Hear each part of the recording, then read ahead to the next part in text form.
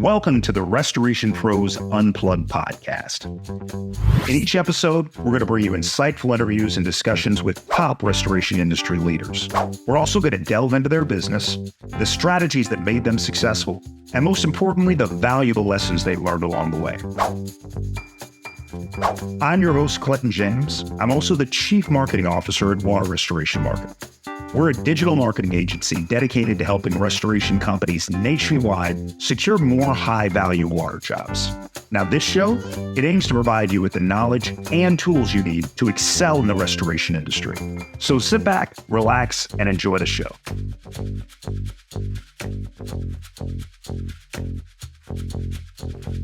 And welcome everybody to another episode of the Restoration Pros Unplugged podcast. I am your host, Clinton James, Chief Marketing Officer over at Water Restoration Marketing.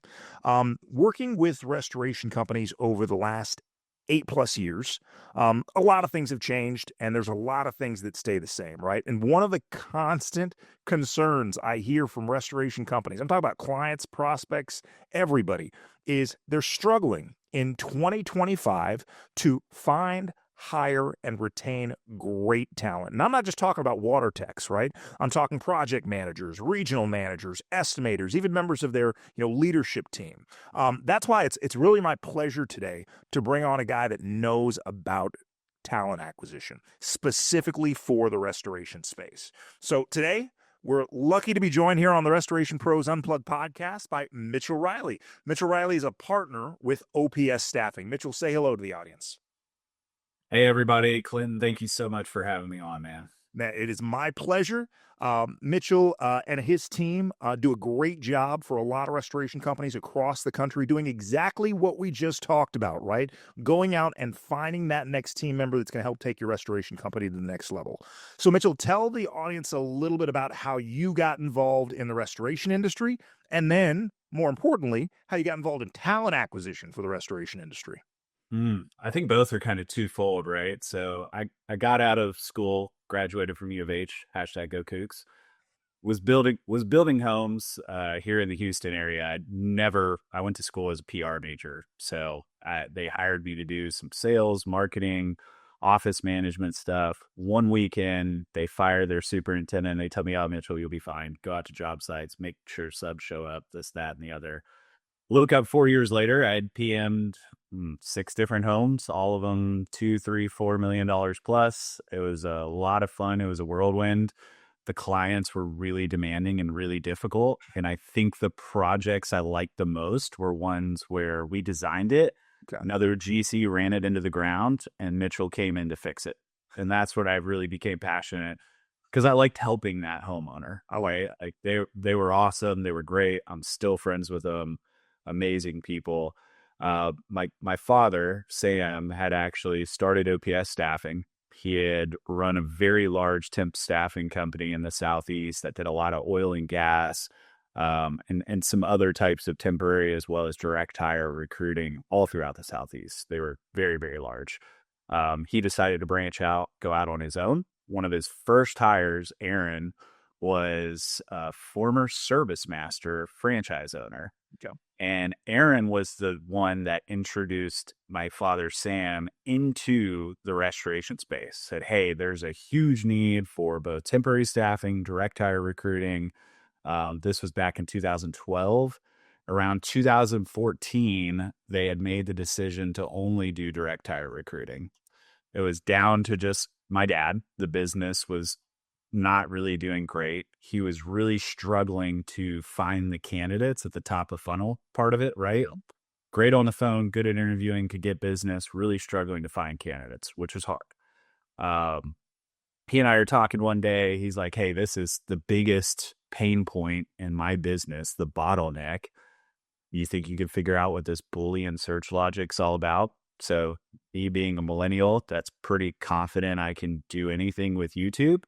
I jumped on YouTube and started teaching myself everything about Boolean search. I spent just about every waking hour after work. So from like 5 to 10 every day, I was working for free with this vision that I'm going to drown this guy in candidates. Then he has to hire me because this sounds like something fun to do. And it worked. Within 3 months, his placement skyrocketed 400%. He's like, you got to join. Like, let's do this. Let's jump on board. There was no safety net, didn't have a lot of savings. He didn't have a lot of savings left. We were just going to make it happen. So that's how he got into restoration. He taught me everything I know currently about it. And yeah, we looked up 13 years later. We're still doing it, and it's been great. I love that. Now, a lot of the audience may not be in a position where they can afford to go out and hire somebody to do placements for them. So we're going to make sure that we give that audience a lot of value. But for those that are in a position to make that kind of investment, or really just need that resource, tell the audience a little bit about the companies that you work with and the roles you typically hire for. Yeah, so I would say I've worked with everything from your $3 million, we've got 5 to 6 members on our team, all the way up to some of the big national companies and everything in between. So the size and scale of the company doesn't necessarily matter. Obviously, they definitely need to be well capitalized. Getting an executive recruiter involved isn't cheap. And I think there's a lot that people don't understand what all recruiters have to do and the tech stack we carry to find the people, and then all the experience to get it to a hire, which we can cover in a little bit. Yeah. Role wise, we've done everything. I mean, I cut my teeth recruiting techs. We don't do it anymore. I've got a lot of suggestions on how to find techs, but everything from office managers up to CEOs, COOs, and CFOs. I've done everything in between. I like that. Maybe we'll give the audience a little insight as to where you think those water technicians are hiding. All right, before we go too much further, I want to give the audience some real actionable takeaways. So let's talk a little bit about best practices, right? Talent acquisition strategies specifically for restoration companies. Those that are kind of working with tight budgets, what are the low-hanging fruit strategies in recruiting that really deliver a great return on investment and time spent? Yeah, I think the number one suggestion I make to a lot of business owners in an intake call, and a question I ask them, is, do you have an employee referral program? Right? You're going to go out, get an executive recruiter involved. It's going to cost you tens of thousands of dollars. Make it worthwhile, but maybe it's 1,000, 500, couple grand, whatever you can afford that you think moves the needle for your people. Incentivize them to be your giant TA team when they're interacting with other people on job sites or in networking events, things like that. So that would be number one. I Right. really like that one, Mitchell, because there is no one that's going to sell company culture like a person that lives inside that culture. And if you've created a great culture that your employees really enjoy and are passionate about working with you and the other members of the team, they're going to do a great job championing your business to that next candidate, right? That next rock star hire. So, what else you got for them? Totally. Yeah. And on that note, keep it top of mind. Like, it can't be hey, we told him this in onboarding. We haven't talked about it for the last 3 years. It should come up once a month to remind your team we're always looking for good people, right? Keep reinstilling that thought into them. Other good low hanging fruit. Let's see. LinkedIn obviously is kind of like a duh, but if you don't have a network on LinkedIn, what are you doing? If you don't have a social media presence, period, get one together. Get involved in Facebook, get involved in any and all places where you think restoration professionals would congregate. Get involved in your local networking events too, right? Going back to social media, I talk to clients all the time, and they're talking about wanting to get more like emergency water jobs, and they're talking about potentially running meta ads. Well, that's not where people go when they come home and they're standing in 2 inches of water. But it doesn't mean you don't need to focus on Meta and Instagram, because it could be a great resource for sharing your company culture, sharing what it's like to be a team member in that environment, tracking employees' journeys as they get promoted and working with you. And you don't know who else in the community is watching that kind of stuff, right? And they might see that and want to be, hey, I want to be a part of that restoration company, right? Totally. Anything else you can think of? No, those would be two of like the really big ones. And I think the more fun, like anybody can walk a job site, show before and after pictures, all that type of stuff. But the more fun you can have and show a fun environment, the better off you'll be attracting this younger generation. And there's two companies. I'll plug them. They're not even clients. I just think they do an amazing job at this, and they probably don't need me for this reason. But Thomasville Restoration, Titan Restoration, Where are they located? Phoenix, Titan's in like the Arizona market. Okay. I do know them really well. Amazing company, great culture.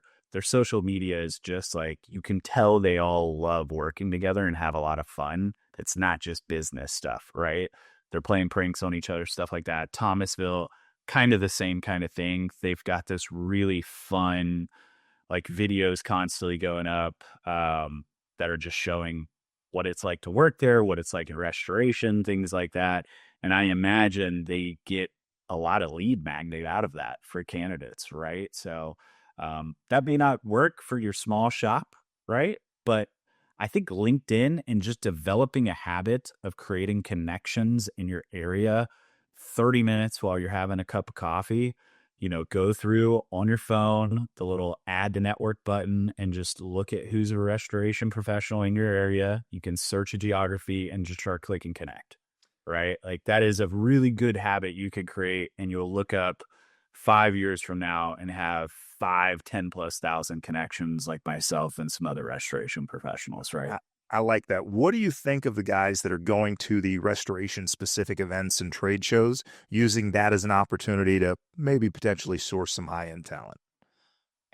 I've heard internal TA call it fishing with dynamite, right? Like some internal TA teams, like they'll tell me, "Hey, I'm going to RIA," and we'll jokingly talk about, "All right, well, who are you going after at the mixer?" Right? They've had a few drinks, you're targeting. It is a great place to just get to know people, and it can go above and beyond talent acquisition. It's partnerships, right? Like maybe you need somebody in your market bigger than you that can handle that big commercial loss. You're going to meet that person at an event like that. So if you're not already out there, it's a lot. And I'm a small business. I'm probably being hypocritical. I'm probably being, what's the word I'm looking for, Clinton here? I'm probably being hypocritical here, Okay. right? And the fact that I don't go to those events and I should, but I am a small business owner. It's wicked hard to find the time to break away from the day to day and get there. But anybody that can make that time, it's going to have a huge impact. As a small business owner as well in the servicing the restoration community with my digital marketing agency, this year's the first year I attended industry events. Been to a few. It's been great. We'll get you on the road, Mitchell. You'll come with me. We'll go find your next great candidates for restoration companies. Sam and I did it for 3 to 4 years early on. We were very, very present, going to a lot of networking events, all of the industry specific trade shows, stuff like that. And I definitely think it helped us build a brand. And at this point, we're just so inundated with business all the time that it's like, is it worth it? One, can we even help those next people? Right. Like we're working on some scalability to allow that bandwidth, but yeah, it's something I definitely will get back into here in the next year. And for all the restoration company owners, if you guys are at an RIA event or a core event, you see Mitchell and his team walking around, I'm telling you right now, hide your estimators, hide your project managers, because he's coming for them, right? Yeah, that's it. All right, so let's talk a little tech. Because that's a great tool to use. Well, there are a lot of great tech tools to use, specifically going after talent acquisition. AI is a big buzzword right now in home service and every niche in every sector in the world, right? Are there any case study or case usage for AI for that, restoration company that's trying to do a lot of recruiting on their own internally? There's a lot of new tools being thrown at talent acquisition agency owners and internal teams. Okay. And I'm probably going to say something that a lot of them won't like. It's all bubble wrapped around large language models. It's not truly agentic AI yet for any of these things. And there's a lot that they don't do well on the sourcing side. I haven't seen a single one that is like a one-stop shop, Clem, where you can have one tool that finds your candidates, does your outreach, and then you can engage them, right? And that's probably what every restoration owner needs right now. Mhm. And so because it's so fragmented, that's where, hey, there's not really a tool yet that can do it all in talent acquisition. Um, it's coming, it's down the road. We have our own agent that we've created that helps a lot with the research and the sourcing. Mhm. But the problem with restoration and when it comes to sourcing and restoration, if LinkedIn's probably your primary spot to find companies, do your research, things like that, right? Everything else from there is just a rip off of LinkedIn. So Zoom Info, Apollo, all the other data providers, Right. they're just taking the public information off LinkedIn. Data aggregation. Data aggregation, exactly. Bingo. So if you go to the source on LinkedIn, restoration companies, there is no industry specific filter, right? Which So makes no sense. This is a multi-billion-dollar industry in the US alone. no sense, but hey, it's good for me because it makes it hard to find people. So if it's hard to find people, it's good for me. So Fair enough. but this is the problem on my desk too, right? Finding the talent, doing the research is really challenging. Yeah. I do think eventually that's going to get there. And there's something called natural large language search that's going on that a lot of these AI tools out there are trying to implement that'll make it easier for an end user like yourself who knows nothing about Boolean logic to get on and just say, hey, I need to find an estimator. They must know Xactimate, and here's where I'm located. Go. And it will do it because AI will then use the inferences that you're giving it to do its own research and then shortlist candidates to the top of that funnel. Wow. Okay. Before that, right? Boolean logic, and maybe I'm getting way too far down a nerd. No, I'm sure there's some people in the Hopefully somebody finds this interesting. Boolean logic is really just keyword searching, right? So if I say, hey, these are the job titles, estimator, project director, here's a keyword, Xactimate, and boom, pull me a list of candidates, and I'm going to engage them from there. That's keyword searching.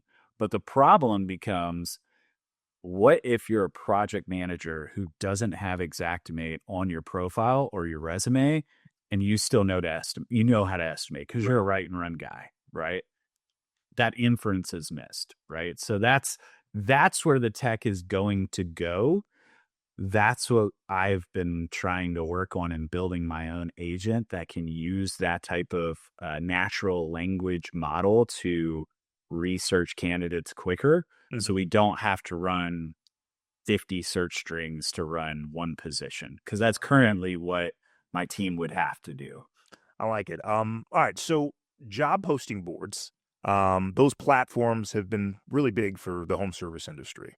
Are there any specific platforms that you would say are good for specific roles in a restoration company? Yeah, like your bread and butter is going to be Indeed and LinkedIn, right? And I think Indeed kills it on production related roles, Okay. and LinkedIn does a really good job on probably everything above a technician. Technicians really aren't on LinkedIn a whole lot, so don't waste your time posting ads there. The real challenge becomes if there's 50 estimators in Raleigh that are qualified, there's probably more than that, but 50 visible people, right? What are the odds that all 50 of them are looking for a job at the same time and going to see your ad? That's the first problem, right? So if you say 10 to 20% of that's looking, that means we have 5 to 10 people maybe actively looking for your job ad.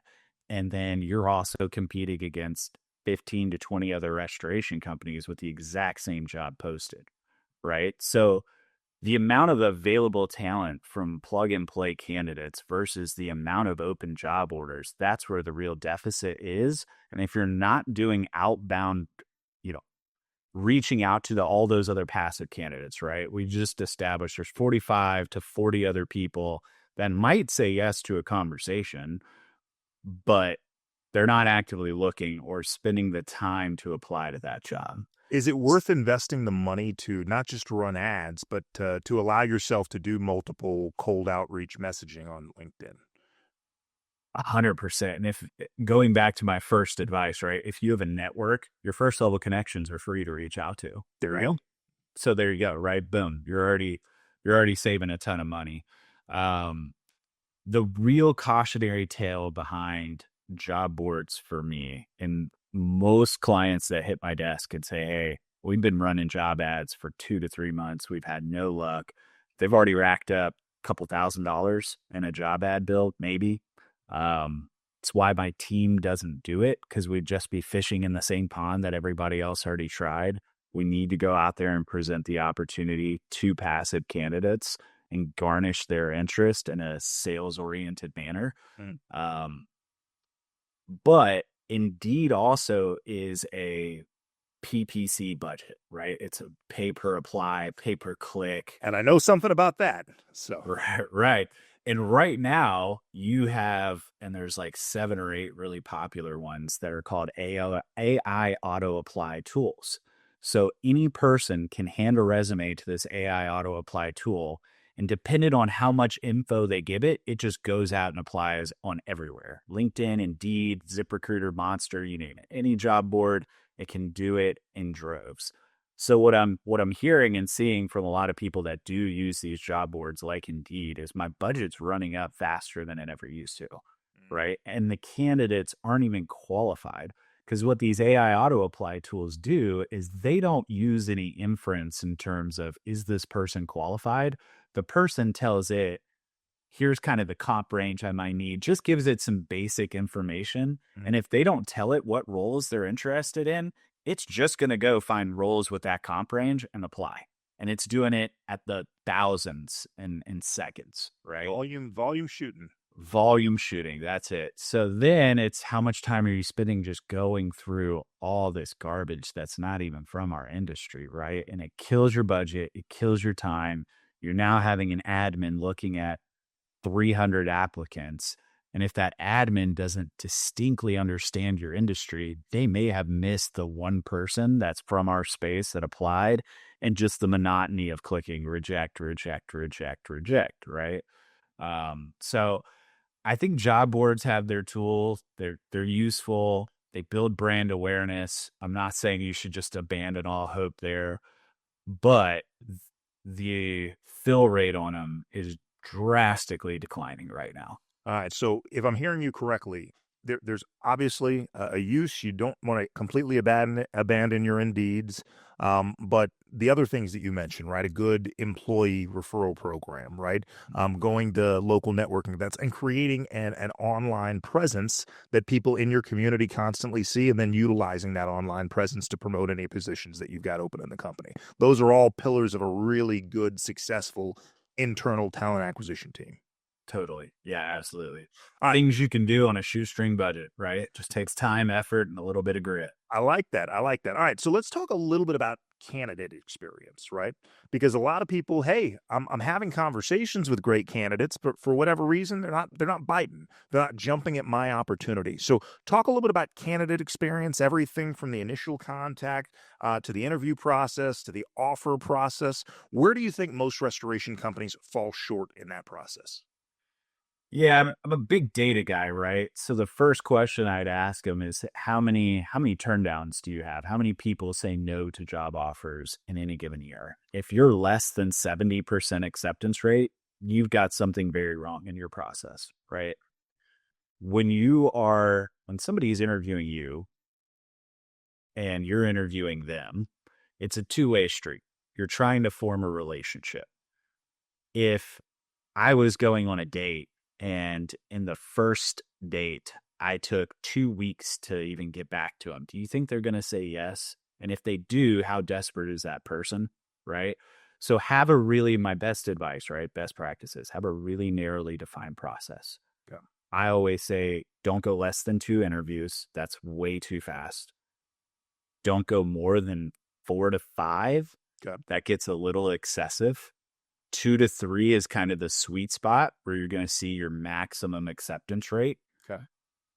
And also have a clear-cut timeline. And I found that if you tell people what to expect going in, the length of time doesn't necessarily entirely matter, because you set the expectation up front. So Clinton, if I'm engaging you and I'm like, hey, Clinton, my client, it's going to be about a week. We'll set up a first interview, and then there's going to be another week, and it'll be a second interview. First interview is going to be a Zoom call, 30 minutes. Second one's going to be an in-person. At that point, they usually take about a week and a half, 2 weeks to bring you in, meet the team, kind of do a final interview where they get more opinions there. At that point, they'll be ready to make an offer. So we could be looking at 3 weeks to 4 to 5 weeks, depending on people's schedules. If at week 4 or 5, you're not going to be worn out and exhausted by this process of waiting and not knowing what's going on. So if you have a clearly defined, here's the steps, right? Clearly defined process and an ironed out timeline where you're holding yourself accountable, you're going to create a really good candidate experience. That's one, going to lead to an increase in acceptance. And two, going to create an employee that's much more rooted in your company's culture. And it's just going to make onboarding that much better. I like that you said that, because there are some restoration company owners out there that are used to wearing every hat in the organization, right? They started as an owner operator. They were the guy that answered the phone, went out and sold the jobs, went out and got the set up the equipment.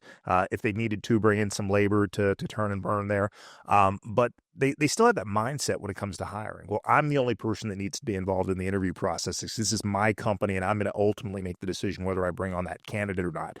Talk about how the that kind of mindset really can create a bad prospect or candidate experience.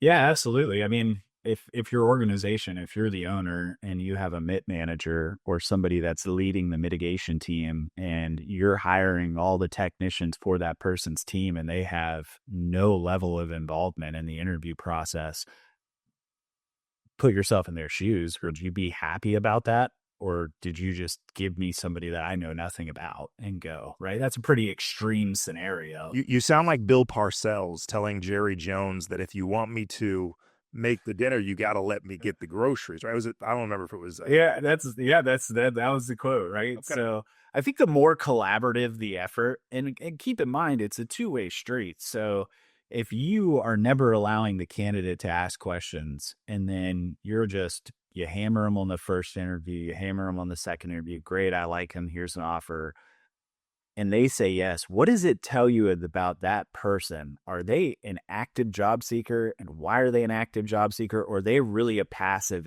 A-level player that has options? Because if you want B's and A's, if you only want to hire high-end talent, they've got options, right? So you have to create a process that's going to feel collaborative, give them the opportunity to ask questions, allow them to meet a key member or two of your team. That way they feel like, hey, this is the right step for my career. I like that. Let's talk for a second about background checks and references, right? Mhm. Depending on the role that you're recruiting for in a restoration company, background checks are absolutely a necessity for a lot of those. References for some of the higher end, like I'm probably not going to look at for references for a water tech, but if I'm hiring a project manager, an estimator, or a new member of the leadership team, references are important, but certain states make it really hard to get good references. I live in California. It's definitely one of the toughest places, right? Um, Yeah. you also have people that have only worked at one restoration company for the last 5 or 10 years, and they're still employed. You actively recruited them, right? So it's really hard to go to that employer to get a reference when you don't even want them to know that you're potentially going to be stealing one of their team members there. So how do you handle that going through the interview process with your candidates? Yeah, I always recommend references. It's a small industry. I would caution any hiring manager to be careful on backdoor references. I've seen some horror stories where I've got a really high-end candidate. They're at the end of the interview process. Some C-level executive that wasn't even involved in the interview process decides, let me make sure that my team's getting a good hire. They call a couple people. All of a sudden, that employee, their company finds out and they jumped the gun, got in front of it, and they threw an extra 50K on this salesperson's desk and it blew the whole deal apart. Right. You could put somebody out of a job. You could set yourself up for a counter offer doing things like that. You got to trust who you're asking those questions on if you are going to do a blind reference check. Most recruiters don't like it. I don't like it. I think there's just way too much danger that can come for the candidate, for the employee that you're potentially hiring. You could put them out of a job and then you really have to hire them, or you're opening yourself up for a potential lawsuit, right? I like that. That seems like So a it's mistake. exactly. It's very important that you're asking a person for their references. And what I hear from a lot of people, and I totally get the logic behind this. I think I've had this same thought process too, is well, if they're giving me references, they'd never give me a bad one, right? But it's the references they don't give you that can tell you a lot. Okay. So if I go to you, Clinton, and I'm like, hey, I need to get, and I leave it ambiguous. I always ask, give me 3 to 4 professional references. Please give me at least 2 to 3 previous supervisors. The rest of them can be whatever, work colleagues, clients, your pick, dealer's choice. If they come back to me and they skipped back 3 to 4 jobs to give me a previous employer, right, or a previous supervisor, then you've kind of got some areas you could dig into with that person and just say, hey, why didn't you give me references on these 2 companies? Is there anything we need to know about? What might happen there? And if you were doing your job on the front end screen, understanding why they left each company, you're kind of giving them the opportunity to either confirm what they told you at the beginning, which was 3 to 4 weeks ago that they've already forgotten about. Did they tell you the truth or did they lie? Right. So it's what they don't give you that can tell you a whole lot. And what you're going to get it out of the references they give you. I mean, in 13 years of doing this, I think I've only ever had one person give me a reference that came out negative.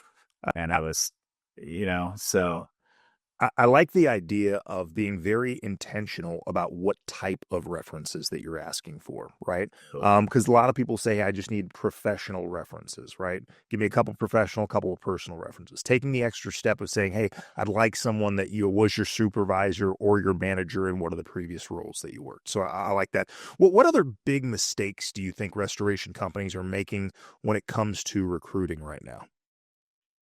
I think the biggest thing that I see is this kind of broken dichotomy between candidates, recruiters, and hiring managers. It's a very broken wheel, and it's been this way since I started recruiting. I'd argue it's probably been this way since the beginning of time.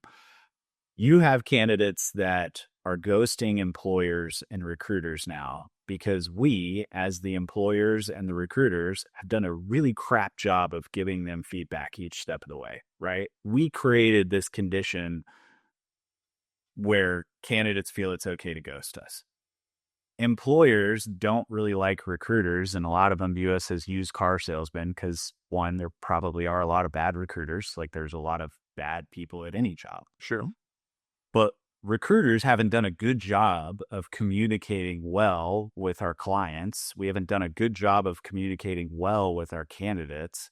It's a whole other podcast on my theories on why that is, but it really boils down to we're not talking to each other in the right manner with the right frequency and being honest. And then, recruiters are frustrated with candidates and hiring managers because there's not a clearly defined process. They're not communicating quickly. Now, I look bad because I'm ghosting this candidate because I can't get feedback from the hiring manager. And what it really boils down to is none of us are in alignment and none of us are communicating well. And it really sounds pretty familiar, right, with probably what a lot of restorers hear when their clients are pissed off at them, right? We're not communicating. We're not in alignment. We're not talking at the right frequency. We have no idea what's going on our job, right? That's funny. So treat the recruitment process like you would treat a large commercial loss. It'll be a better experience for the candidate. Totally. Exactly. Right. And then, that person's going to come in and they're just going to be more engaged. If they had a really bad hiring process, they probably will tell you no at the offer stage. If they say yes, there's a rhyme and a reason they need to say yes, and they may keep their radar up afterwards, right? So you are really building a relationship all the way through. And if I don't communicate with my significant other, not just while we're dating, but after we get married, we're probably not going to stay married for very long, right? True. So it's all relationship building. That's really what recruiting is. That's what business is. And if you stink at communicating, you're probably going to create an environment where a lot of people don't like you or are frustrated with you at the least.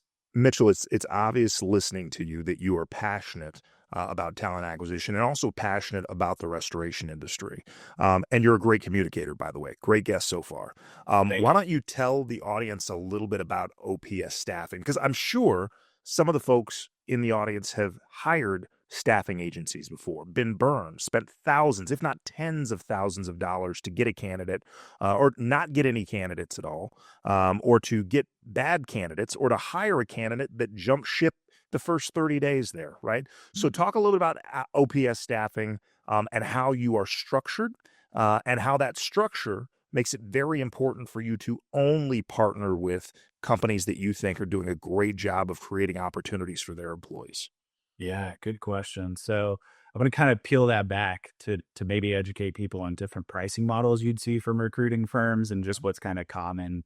Not really in our space. I think our space has one pricing model, but if you get into other industries, and I know agency firms that recruit in all different verticals, um, the first and kind of the most common is contingent recruiting, meaning, Clinton, you tell me I need a salesperson. Great. I take a job order. We understand what your story is. We go find candidates. If you hire them, you pay a percentage of base salary.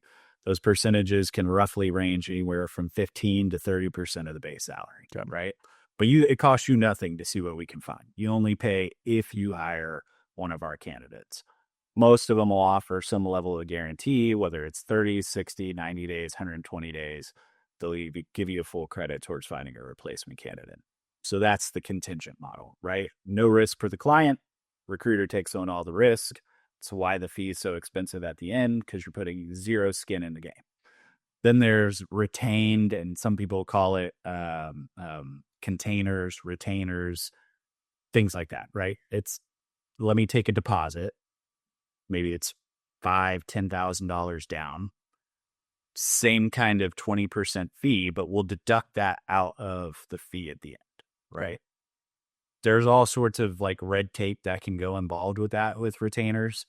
The only way I would personally recommend doing it, and the only way I've ever sold it or done it, is I'm going to guarantee that you will see a certain amount of candidates, usually 2 to 3 candidates that you want to interview, and that we both agree fits all of the things we discussed in our intake call. If I can't deliver that, where you have some level of product to talk to, I will give you your money back, right? Okay.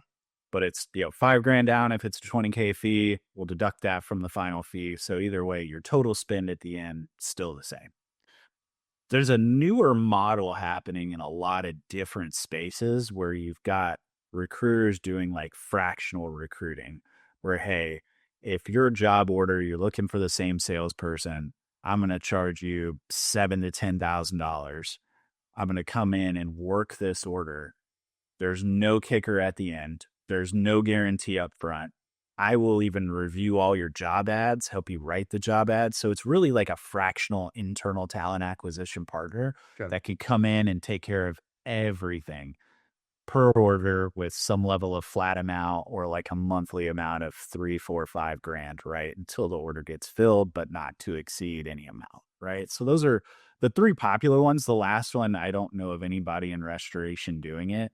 I think it's kind of cool, but I think there's a lot of inherent reputational risks about that. Sure. The second one, there's definitely agencies that do it.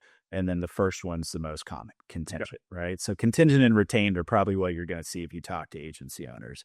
My philosophy personally, I have no problem putting my money where my mouth is, right? Like, commission doesn't bother me. We'll work that way.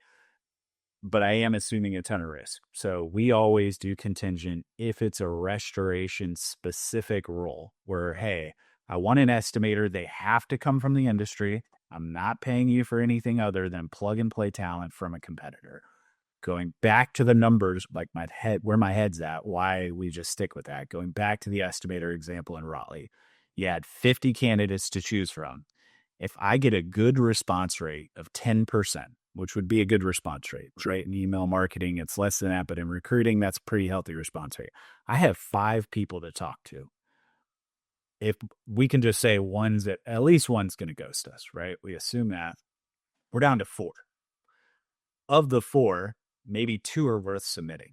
So if I'm putting forward 2 candidates that are interested in that window of time, do you think it's really fair that I'm charging you a retainer up front, or is the candidate pool realistically so small that I can't guarantee you I'm going to fill it, right? So why would I take somebody's money like Indeed's going to do to you. It's my number one pet peeve with all these job boards. They have no skin in the game. They're just robbing your money blind, and there's no results, right? So that's why we do contingent.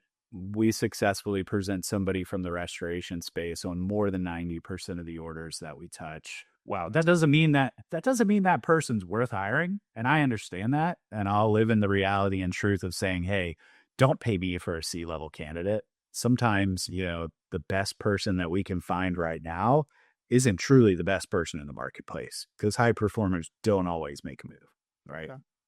So because hopefully that gave them a good amount of meat to chew on there, where it's a lot of good info. I love that. Working on a contingency model, does OPS have to be really, really careful in terms of what restoration companies they take on Rex for? Totally, right? Like, I'm working for free. It's probably one of the few industries where you are going to work for free with no guarantee of making any level of money. You wouldn't go to a CPA firm and say, hey, Clinton, I want you to do my taxes, but I also want to hire 2 to 3 other CPA firms that do it. I'm not going to pay you anything. Whoever can give me the best tax savings, I'll pay them the $5,000. I love that idea, Mitch. Would you do it? Right? I love that idea, Mitch. Let's go. Any business owner would say yes, but like the logical fallacy behind it is kind of like, wait, right? Like that doesn't make a ton of sense. So we are assuming 100% of the risk. We have to be really sold that, one, it's fillable for business purposes, right? If it's not fillable, why would we take it on? Then there's the second piece to it, and I think this is kind of why a lot of candidates, and especially high performers, trust me. I'm very honest, and we're very ethical. I take it very, very seriously that whoever I'm recruiting, I'm truly taking them to an opportunity that is going to be better for their career, right? Or a company that's going to fix whatever pain points they're having. Like they're not going to go from the frying pan into the fire, because I'm pulling them out of a job where they're probably somewhat happy. They're making money. They're taking care of their family. And if I drop them into a company that is a fly-by-night company, doesn't take care of their people, is shady, doesn't pay their bonuses, any of the horror stories that I hear at least 5 to 10 of a week from a candidate, that's really greasy on my part, right? I'm no better than the used car salesman that every client feels like we are, and a lot of candidates feel like recruiters are too, right? So, the last analogy I'll make before I keep dropping a whole bunch of them would be, if you're in sales, you're a fisherman, right? You're only as good as the bait you're given. So if I'm representing a bad brand, comp's not good, the role's not attractive, there's not a compelling story I can tell, then what are the odds I'm going to fill it, right? And what are the odds that this person's going to be satisfied a year, 2 years, 3 years from now? And why would a client want to pay me for somebody that's coming in for 6 months? That makes no sense, right? So everybody's unhappy, including myself and both other sides of the table. I like that. Mitchell, I'm sure there's some restoration company owner that's in his truck or he's at his desk and he's listening to this podcast or he's watching us on YouTube and he's like, man, this sounds like the kind of guy that can help me find that estimator I'm looking for, that project manager I'm looking for, that member of the leadership team that they're looking for, right?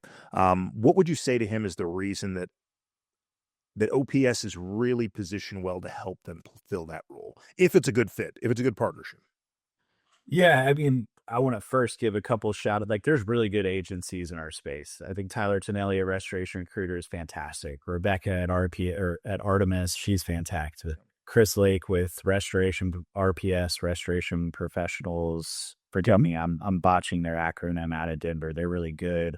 Weilander, Christie's been in it for a long time. Greg Taylor. There's a lot of good agency owners. What I believe is our differentiator. I stay intentionally small for a reason. I clearly know the business really, really well inside and out. And the person that's going to be telling your story in the marketplace really matters. I think that's where a lot of people don't realize what recruiting is. They think it's take order, find me candidate, right? But if I can't craft a compelling message, if I can't tell your story, get a passive candidate on the phone, and then sell them on why they should just come have a cup of coffee with you, at least have a conversation, then you're not going to see great talent. You're going to miss a lot of talent, right? A lot of people may respond and say, sure, I'll talk to this company.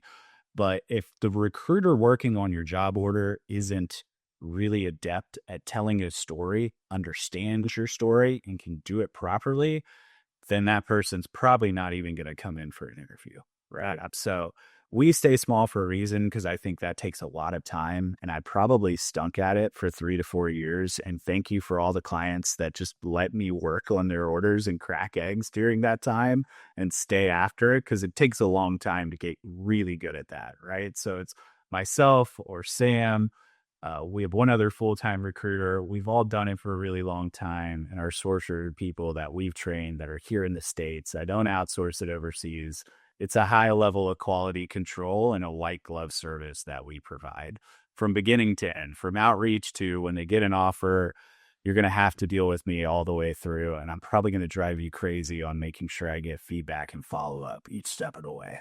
I love it. That's Mitchell Riley, folks, with OPS Staffing. Tell the audience how they can get in touch with you if they're interested in you guys' program. Yeah, so I'm one of the partners, OPS Staffing. You can go to our website, opsstaffing.net. If you fill out a contact form, you're either going to get myself or Sam on the phone.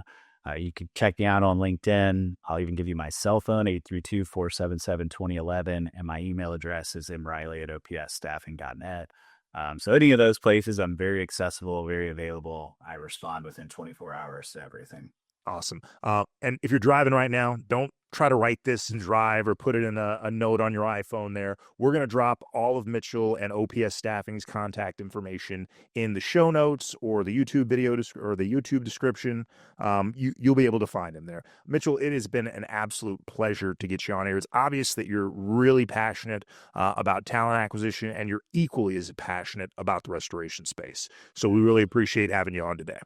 Thank you, Greg. Or thank you, Clinton. Appreciate it. Okay. I've been called worse today. All right.